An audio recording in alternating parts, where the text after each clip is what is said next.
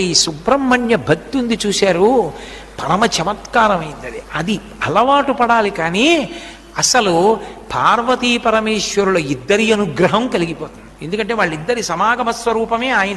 సుబ్రహ్మణ్య ఆరాధనం గురించి మహాస్వామి చెప్తుండేవారు. సుబ్రహ్మణ్య ఆరాధనలో మహాస్వామి దిట్ట. అసలు ఆయన సన్యాసాశ్రమ స్వీకారం కుమారకోష్టంలోనే జరిగింది. అక్కడ స్నానమే చిట్ట చివరి స్నానం బ్రహ్మచారి గారు.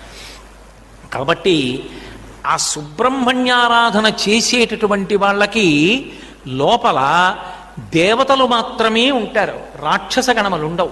రాక్షస గణములు లేని కారణం చేత, దేవతలే ఉన్న కారణం చేత వాళ్ళ కర్మానుష్ఠానం అంతా పరమభక్తి తత్పరతతో నిండిపోతుంది.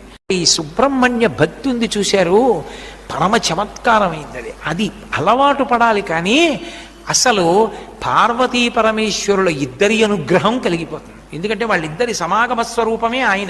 సుబ్రహ్మణ్య ఆరాధనం గురించి మహాస్వామి చెప్తుండేవారు. సుబ్రహ్మణ్య ఆరాధనలో మహాస్వామి దిట్ట. అసలు ఆయన సన్యాసాశ్రమ